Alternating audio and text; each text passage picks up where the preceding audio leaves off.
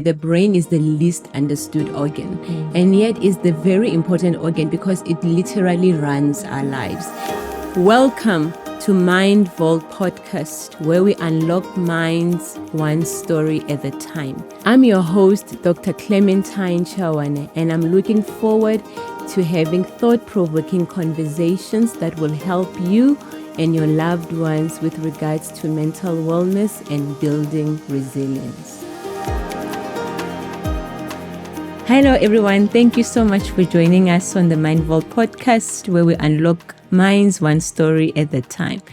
And today we're having another great conversation on mental health, and I'm having a clinical psychologist who is going to speak to us about their role in the multidisciplinary team and just their role in psychiatry in the world, just to help us understand who needs to see a psychologist and what you expect when you go see a psychologist. So I'm having Grant Strong, and Grant, thank you so much for joining us today. Thank you, Clementine. It's always nice to be part of conversations that help to demystify mental health matters, and I'm sure we're going to talk about things that will resonate with a lot of people today. Okay, I'm looking forward to the conversation. So I usually just go with the flow, but I'm going to read his profile. So I have to refer to the profile so I don't mess it up. And I'm really going to summarize it because I can't include everything. So Grant Strong is a clinical psychologist, and he's also a leadership coach. So he's got Masters of Arts in Clinical Psychology, as well as a Masters in Communication. A master's in leadership. Leadership, okay. Yeah. Masters in leadership studies. And so he is able to see individuals and able to see also people in a corporate or professional space. So with his dual training in clinical psychology and leadership studies, he integrates evidence-based therapy, including schema therapy, cognitive behavioral therapy, and DBT, dialectical behavioral therapy. That's right. Okay, with practical coaching strategies that foster personal growth, emotional intelligence, and lasting change. All right, so he's a founder of Relate Wellness, which is a fully digitalized therapeutic space or platform that is designed to make psychological care and coaching more accessible and engaging. I could go on and on, but I think I should leave it at that. If you're not convinced that we have an expert in this, I don't know what else will convince you to. So yeah, Grant, if you can tell us a bit about yourself and how you became a psychologist and what inspired you to become a psychologist. Wow. So now we're going back, I think, maybe 2 decades of my life. Yeah. But maybe I can share the secret, Clementine. I wanted to be a lawyer. Yeah. But unfortunately, it didn't quite work out for me in that regard. Okay. And I sort of came to psychology as a backup choice. But, you know, once you find a home there, I suppose you don't go back. Yeah. So I started my training in, I think it was in the early 2000s when I was, matriculated in 2001. Okay. And basically just came through because it's quite a process to become a psychologist. You know, you have to do multiple degrees, etc. Yeah. But I think once I was hooked, I was fortunate to have really good, lecturers that took me under their wing and, gave me guidance and coaching. And, fortunately I made it through, and, the rest is history, I suppose. So, yeah.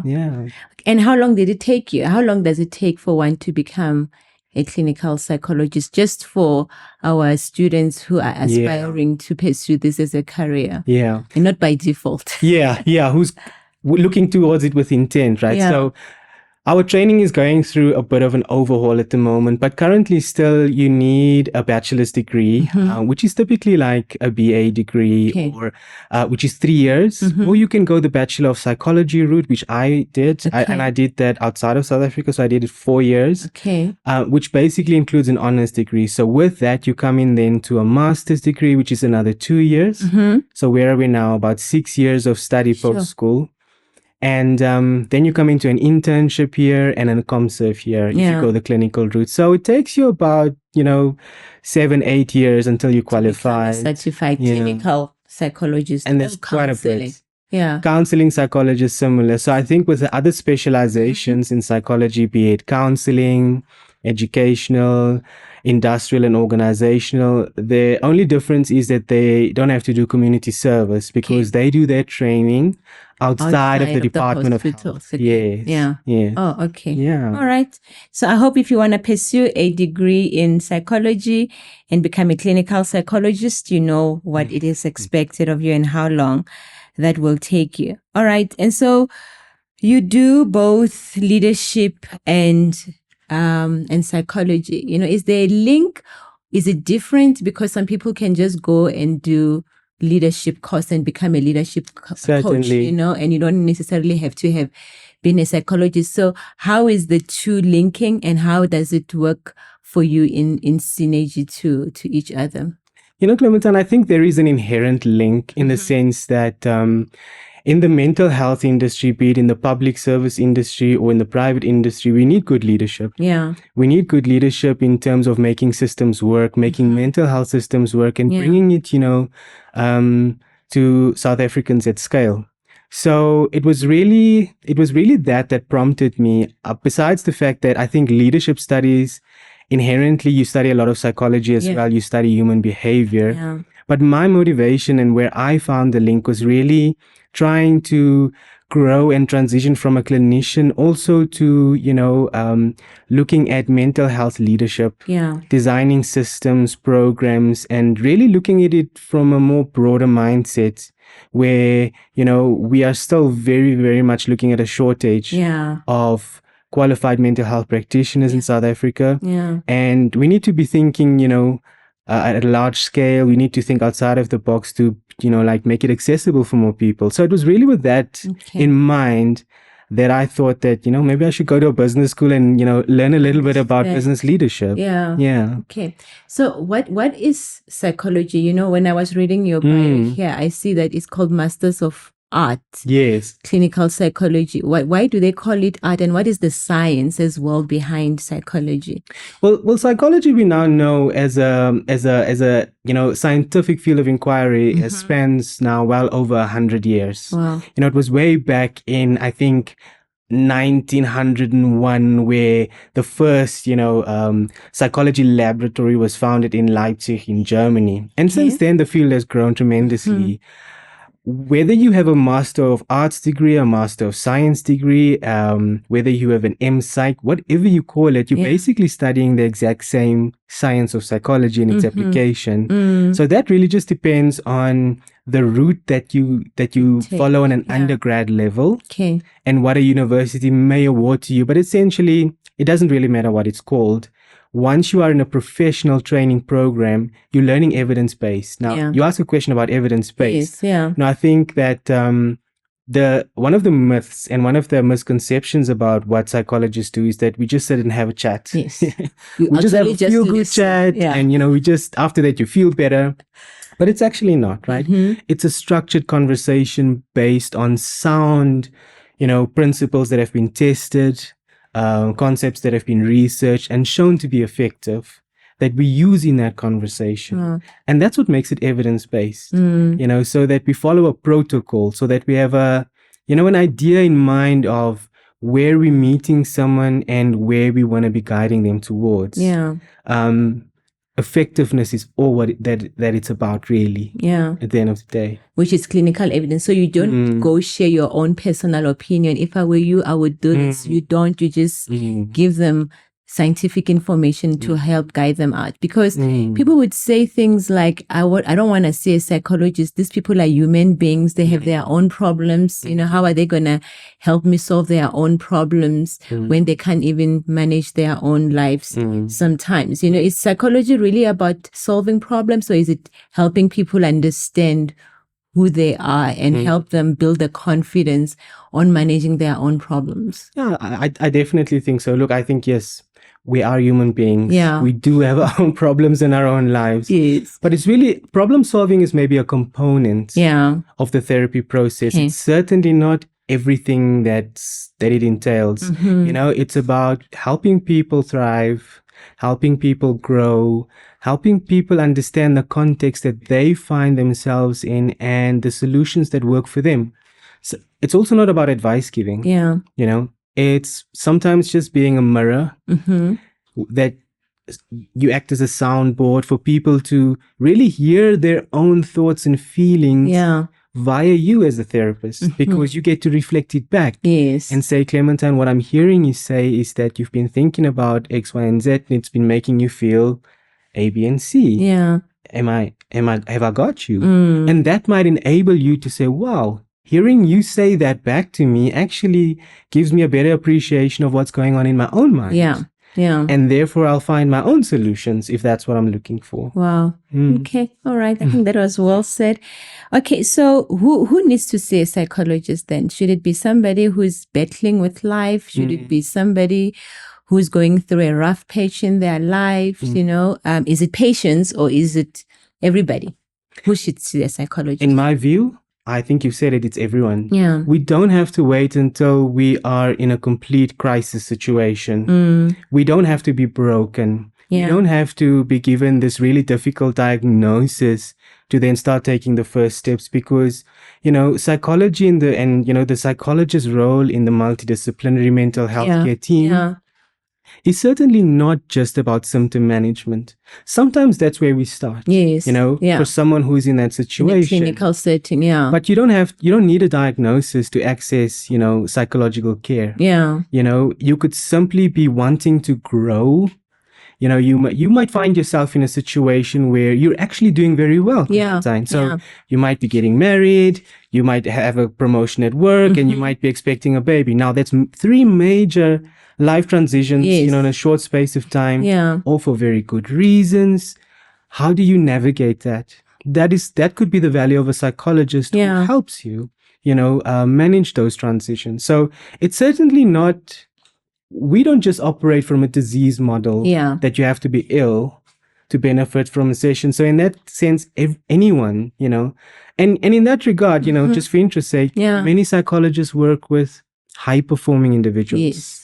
Sports teams, executives, people who are already doing well in their lives, but who would like to maintain a certain level of performance in their lives. Wow.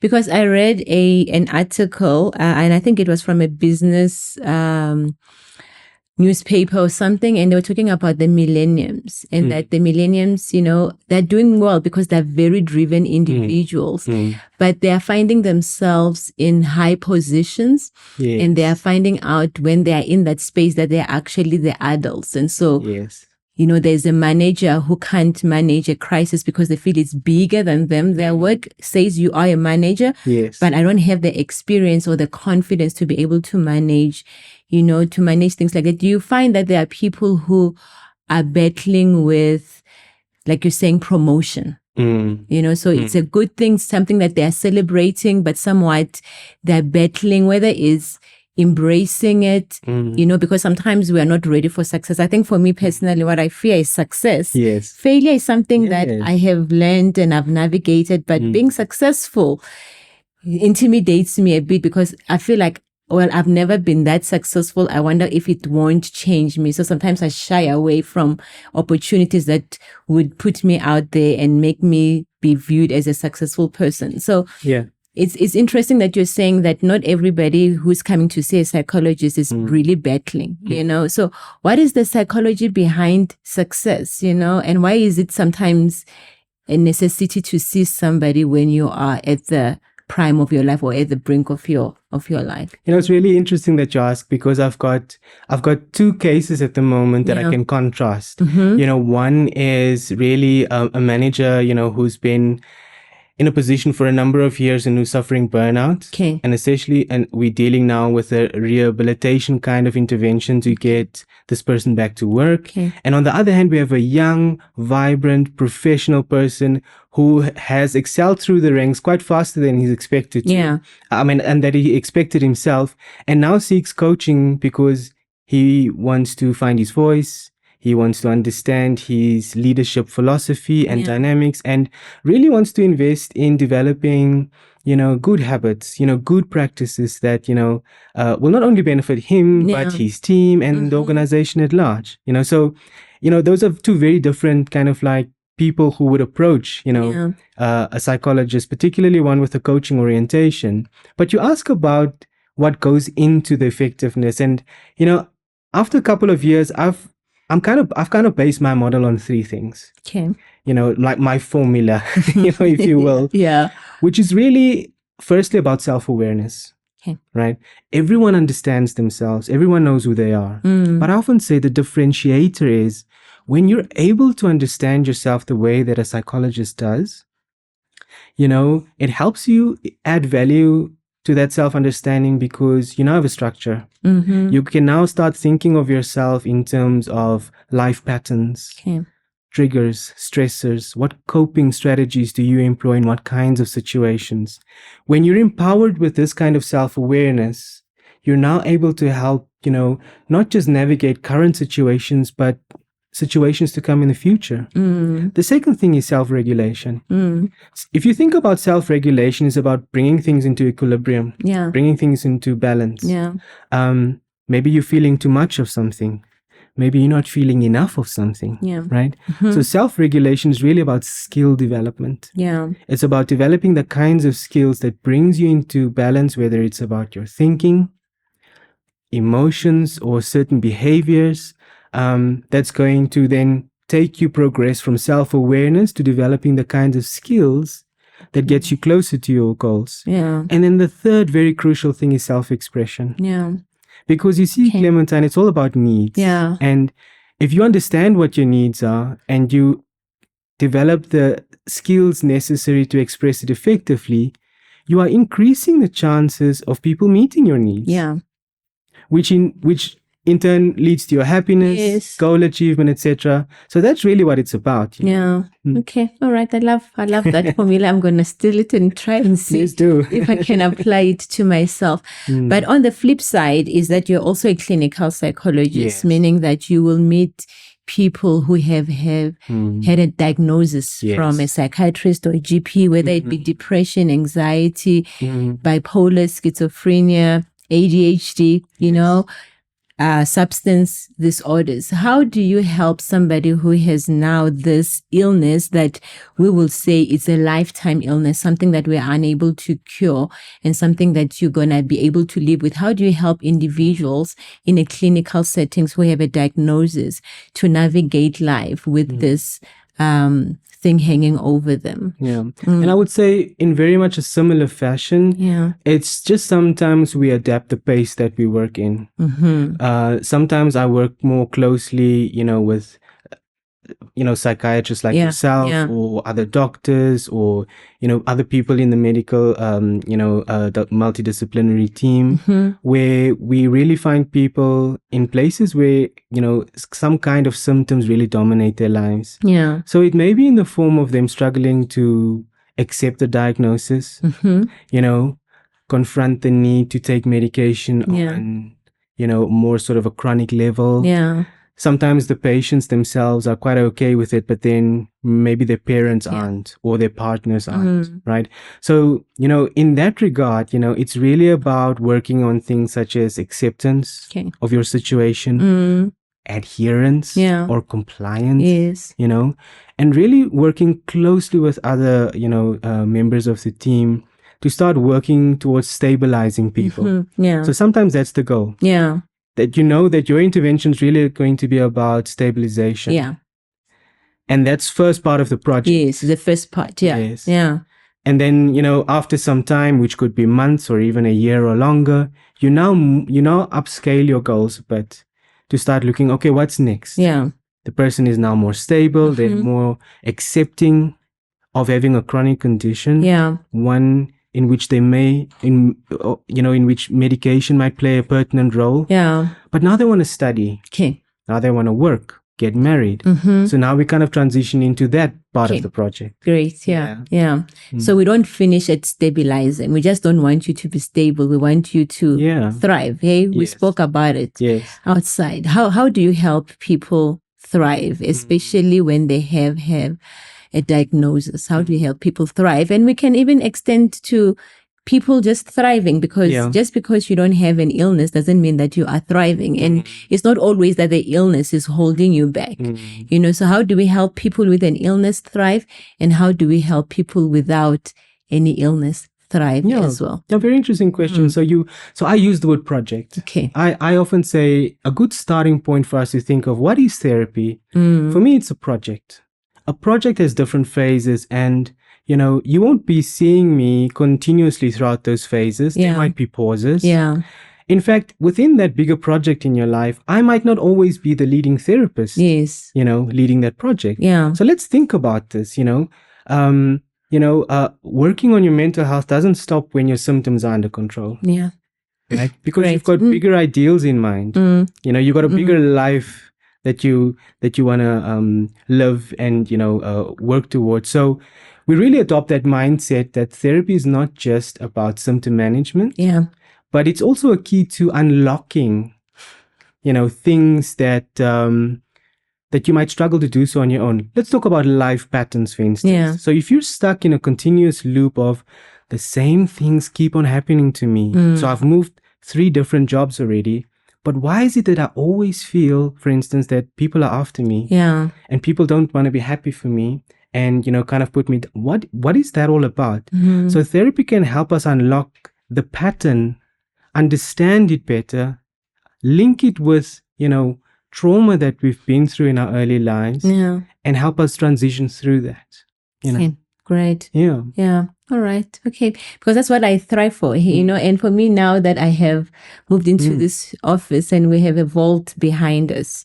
And actually when I saw it, I just went and I read about, the resemblance between the vault and the brain. Yes. And the thing is that the brain, it says it houses treasures. Yes. And the vault also houses treasures. Absolutely. And so I have now said, psychiatry for me is now unlocking the vault and for people to access the treasures within them, and sometimes this is intimidating. The background is like, how am I going to crack this open? And maybe this is what psychology and occupational therapy and psychiatry is trying to do, is to try and unlock this so that people can access what is really within them. And sometimes the mental illness can sort of like intimidate you to wanting to thrive. So I'm happy that, you're saying that it's not enough for you to be stable. We want you to live up your life fully. So something that you mentioned on earlier on was that you have 2 cases. One is somebody who has burnout and is trying to get back on their feet and go back to being the high-paced person that they were.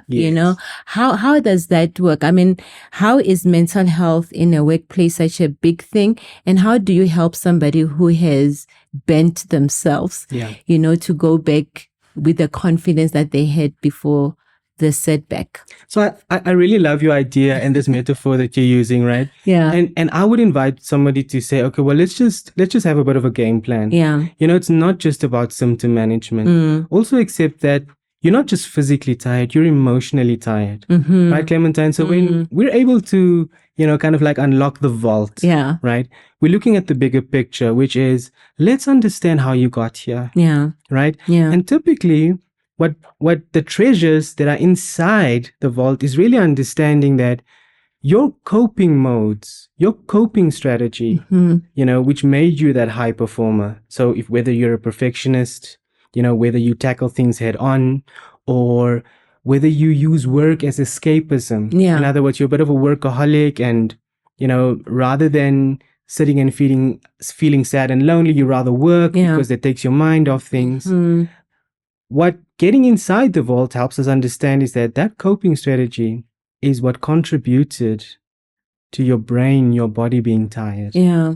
And it's not simply just about rejuvenating you and then sending you back into the environment so that you can repeat it all over again. Yeah. Right?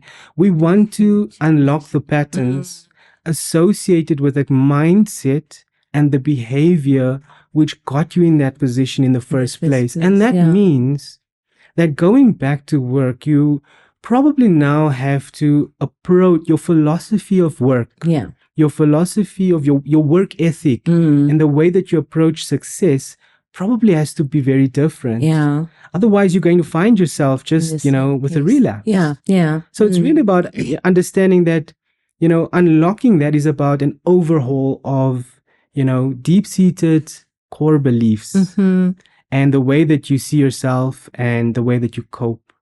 So it's quite a comprehensive thought and life restructure process to be able to, not just return to health, but to stay healthy and then thrive on top of that and maintain that. Yeah. Okay. That's very, very helpful. So, I know Grant, and we have done a lot of things. And one of the things that we spoke about was mental health when it comes to men, you know? And so the evidence is saying that women are more prone to developing some mental illnesses like depression and anxiety. And of course, the stats are showing that too, they're backing that finding. And the stats for me, I always say maybe it's because men don't seek help as much as women do, you know?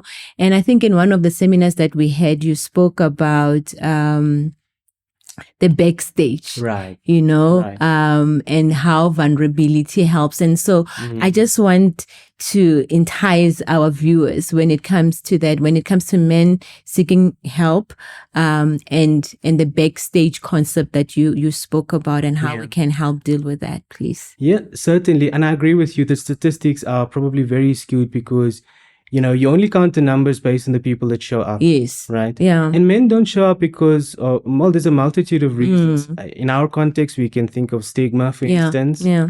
And then also access to mental health care, which has become a bit of a luxury, if we're honest. Yes. There's huge inequality, around, people having access to healthcare, but on particular mental health care as well. Yeah. So it becomes this really difficult situation around men getting the kind of treatment. And so what happens for men on the backstage, if you imagine you got this theater stage, well, on the front stage there's a performance, isn't there? Yeah. Right? That's where you smile. Yes. That's where you dance. That's where you appear quite healthy. Yeah. Right? But appearances can be hugely deceiving because once that person disappears into the backstage, there's a very different reality going on there, one with huge struggles that men are just trying to suppress. And, people walk around with that kind of like stage, like,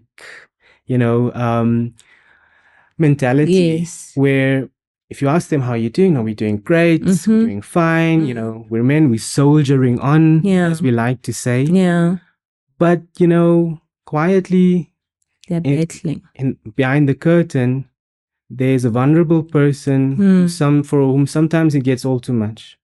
I think the kind of skills that you and I spend our lifetimes trying to develop is navigating, the curtain that can often appear like a very, difficult wall or vault to crack to get in there. Yeah.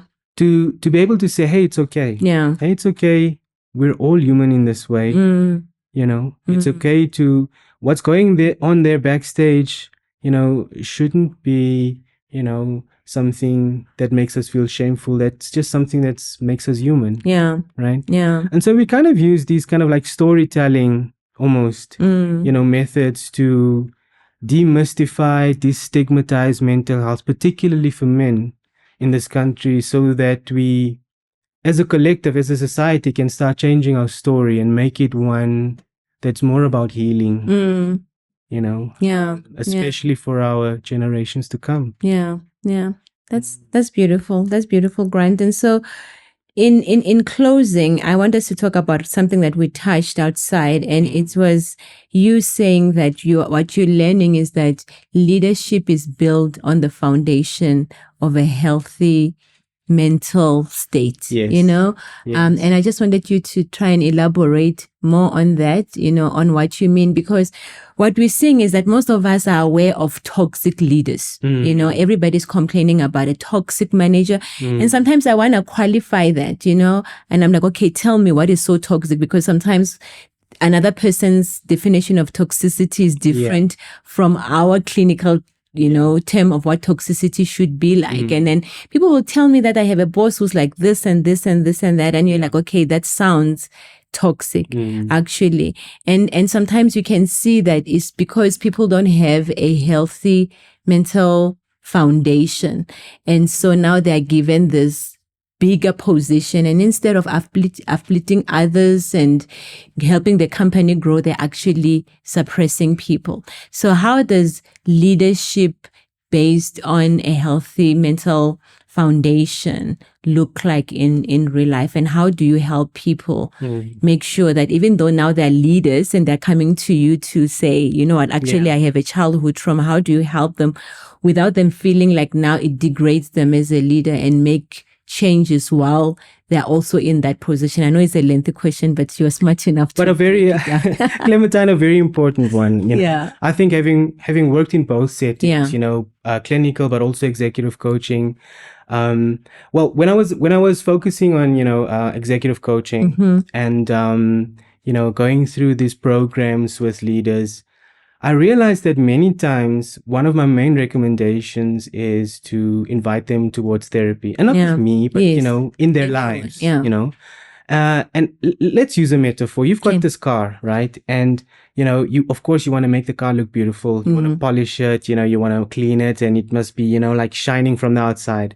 And sometimes that's what executive coaching feels like, you know, is that you can't talk about mental health, depression and anxiety is your problem, you know, you just need to perform.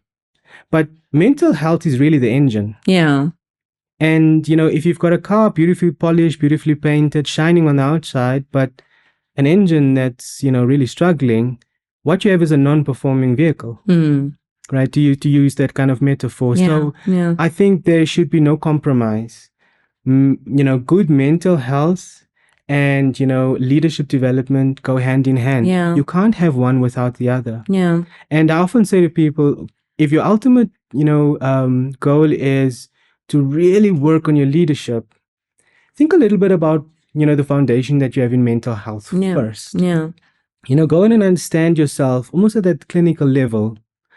Just to, and it might not, you might not have a big need for it based on, you know, how you're feeling and having symptoms, but understand how you work as a person on a deep level. And then on top of that, you go and you build, you know, the resources, the skills and the abilities then you need then to thrive in the leadership context that you need. So my view, and it's just a view, it's just my view, is that you can't have one without the other. Great. And I know that now part of the leadership training that most companies would take their executives to do is, I know that they learn about empathy. You know, which is something that we know it is lurking. And what is empathy, and how does that help? Because what is being a leader? You know, is it I'm going to suck the life out of people to generate the revenue that I want, or I'm there as a leader to lead people so that when I'm no longer here, I know I have left a legacy and I have changed something. So I just want us to talk about this thing about empathy that I feel like since COVID, you know, I feel like if anything, COVID sucked a bit of empathy from people. People are not as kind as they used to be. And my idea being that I think that when we had COVID, we were all under the same threat. You know, it didn't matter how powerful or vulnerable you were. We were all scared about the same thing. And then we survived, of course, with losses, you know, and grief and all that. And now when we came back and we had to share our COVID stories, all of us had a COVID story to share. And instead of empathizing with people, we compare problems, you know. Oh, you've lost your aunt. I lost my father. You know, you lost a job. I lost this. And so we don't empathize anymore because, well, I went through the same thing that you went through. And if I'm okay, why are you not okay? And sometimes leaders are like that. Sometimes leaders would say, nobody held my hand to make me the person that I am. And so they don't know how to empathize with people and help people and be patient with people. You know, so if you can elaborate on your thoughts on empathy and how that is important in leadership, please. You know, maybe to put an overview to what empathy is and why it's so vital, you know, for people. If you think about it, Clementine, as human beings, we are inherently social. This is what neuroscientists are telling us, that the brain is really designed for social connection. You know, we were not built to isolate Yeah. and be alone. And so, empathy is really the connector. Okay. Right? So empathy is that feeling that you get where I'm able to put myself in your shoes and feel your feelings and understand what it's like for you in your situation, even though I'm not. Yes. Right? Yeah. So it's not based on what I'm feeling, but being able to relate. So if we're building relationships, then empathy is a huge component of what makes that work. Right now, it's interesting you mentioned COVID. I think the threat of COVID and what we went through really, activated a scarcity mindset for a lot of people. The fact that there aren't enough medicines, there aren't enough hospital beds, there aren't enough doctors, and we are now competing. It's the survival of the fittest. Yeah. And I think that mindset of scarcity activates fear and hostility, which erodes empathy. Yeah. Wow. Which makes empathy seem like it's less important. Yeah. And I think a couple of years out of COVID now, I think we're trying, in some way, we're busy with this global rehabilitation, and in many instances it's not working, is it, if you look at what's happening in politics all over the world. But we're really trying to come into an abundance mindset. We're really coming into caring about people, building connections, realizing that we're stronger together. And if we're going to build that cohesiveness, that trust, that feeling of safety, that feeling of being able to care for one another, we need empathy. We need to be able to relate to other people's feelings who are vastly different from us. Who look different from us, who believe different from us, and if we can't relate to their feelings, then it becomes a huge struggle. And we've seen how dangerous that is. Yeah. Great.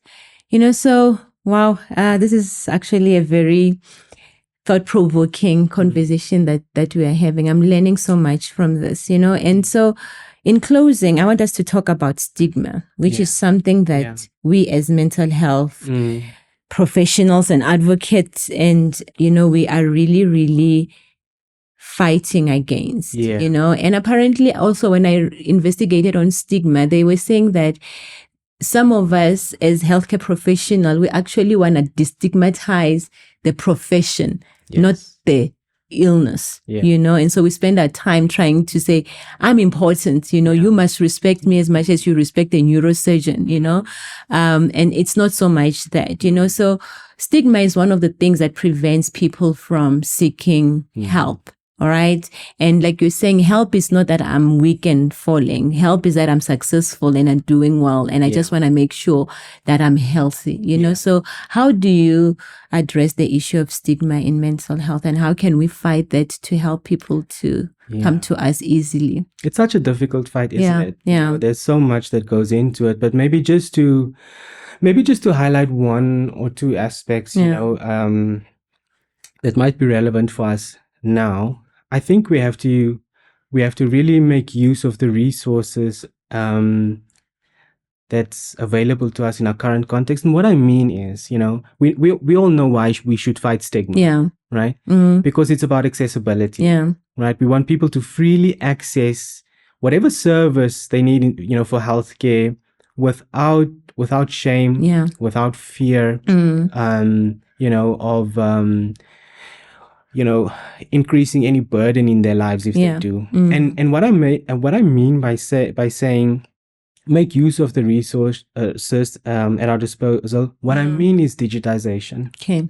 We really have to tap into the digital age that we're living in, transform mental health care, both in terms of educating people, but also in terms of intervention, because then you're really addressing accessibility and bringing it to people who may never have that option in their lives.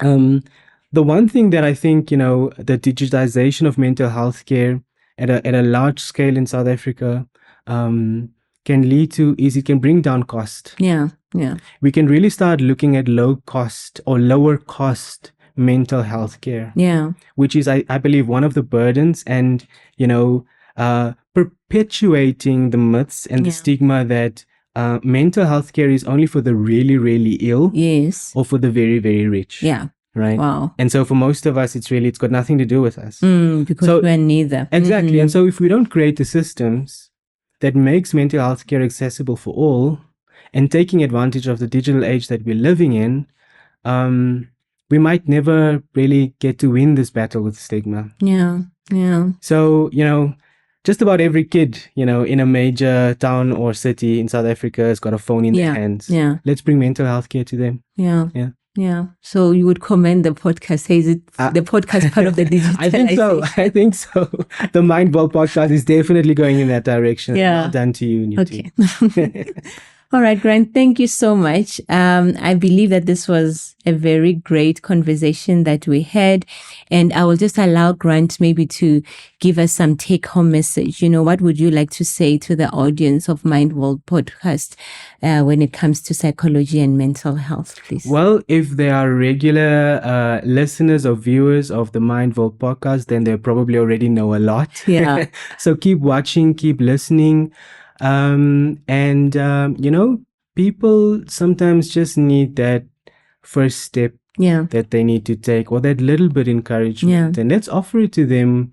Let's listen to people who need mental health care without judgment. Let's offer our support, and let's normalize speaking to a counselor, a psychiatrist, occupational therapist, a social worker, a caring teacher at school, a psychologist. Let's encourage people in that regard. And in this way, we help everybody be better. Great, right? And so it doesn't have to be us that you speak to, whoever is available to talk to, if you're a church person, the person at church, at mosque, whoever that you can trust to open up to. And whenever somebody opens up to you, try not to ask them, but why are you depressed? Why are you anxious? It's more about what help can I give you now that you are feeling this, because there is no way somebody will ever be able to justify to anyone why they are feeling the way they are feeling sometimes, especially when it's overwhelming emotions like depression and anxiety and suicidal ideation. And if you feel like it's beyond your scope of practice, then you can escalate to a professional. All we want is for people to speak, and for people to receive grace and empathy whenever they open their mouth to speak about their mental health struggles. So thank you so much for watching, and I hope you subscribe and you share it with your friends and family so that we can keep this conversation going in empowering minds and in unlocking minds, one story at a time. Till then, love your mind. Thank you so much.